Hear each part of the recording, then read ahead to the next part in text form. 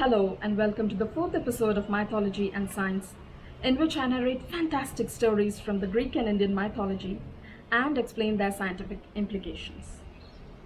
Every festival of a land has a story behind it.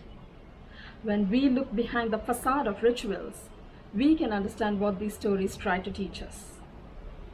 Before we get to the story, let's take a moment to subscribe to this channel if you haven't already. Alright, it's story time. The Greeks speak of the three worlds: the heavens ruled by Zeus, the sea ruled by Poseidon, and the underworld ruled by Hades. Zeus is the god of thunder and rain. One of his many wives is Demeter, the goddess of agriculture. Through their union was born a beautiful daughter, Persephone, the epitome of prosperity.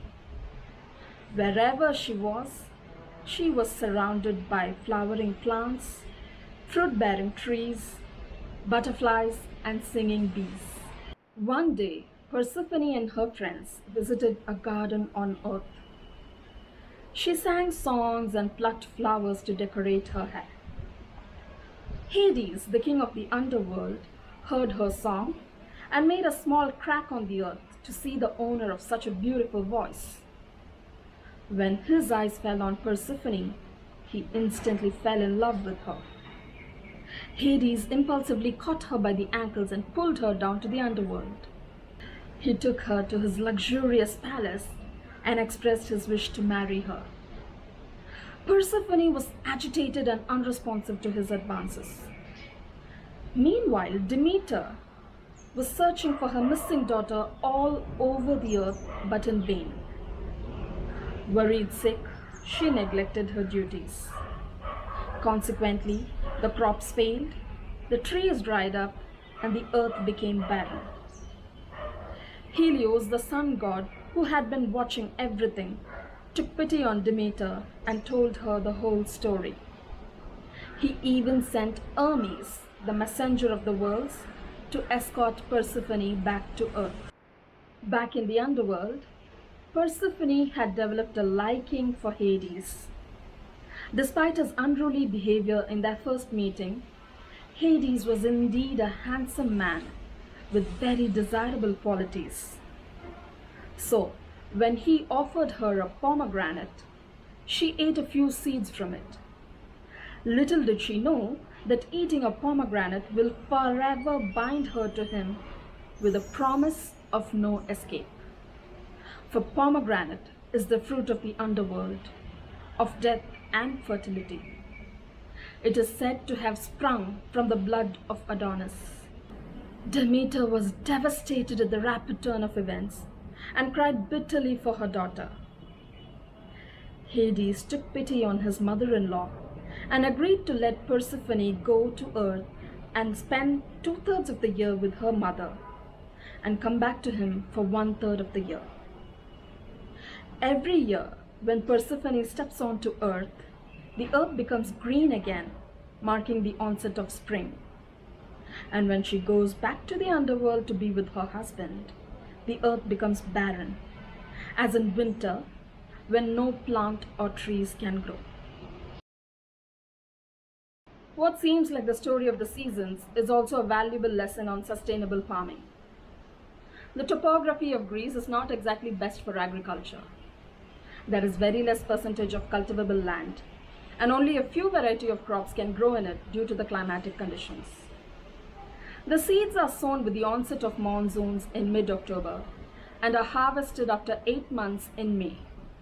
That is exactly 2/3 of the year that Persephone, or prosperity, spends with her parents, the gods of rain and agriculture. The land is then deliberately left barren or fallow for the next 4 months, which is 1/3 of the year that she spends in the underworld. The following October, when the farming activities ought to resume, the Greeks celebrate the mother-daughter reunion as an agricultural festival called Thesmophoria. All the married women farmers come together for these 3-day celebrations and perform rituals for the fertility of the land and themselves. It involves animal sacrifice. Here, the animal blood is representative of the pomegranate seeds that sprung from Adonis's blood. They believe that sprinkling the coagulated blood of piglets on the soil and burying pieces of its flesh inside the land will lead to a bountiful yield. Sounds superstitious? Barbaric? Before we get judgmental, let's understand why they do what they do and how relevant it is in today's times. The resting period of 4 months allows the land to regain its nutrients from the atmosphere. Also, there are disease-causing pathogens in the land that thrive on crops. Fallowing severs their food supply, forcing them to perish. This ensures that the next batch of crops are pathogen-free. Fallowing has long been replaced by crop rotation and pesticides, but it is gaining popularity in recent times among organic farmers. Blood is indeed a good fertilizer, and so is meat. They are rich in nitrogen, potassium, and phosphorus. The process of first ridding the land of pathogens and then feeding them with blood ensures that only the good microbes thrive. Many organic farmers in Europe use natural fertilizers such as blood meal, meat meal, and bone meal. They are nothing but the dried and powdered blood, meat, and bones of cattle and hogs. The farmers who swear by the efficiency of these natural fertilizers do not perform any animal sacrifices. The meat processing industry does it for them. Yes, once the animals are slaughtered, the skin is sent to the tanneries, the flesh is processed for consumption, and other body components are converted into fertilizers.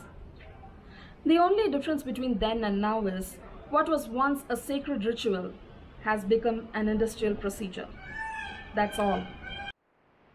This is proof enough that mythological stories are the common man's access to quality education. They teach us to live, work, and celebrate.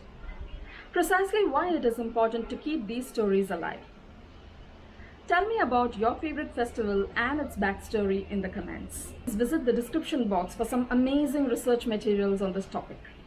And I'll meet you soon with another interesting story. Adios.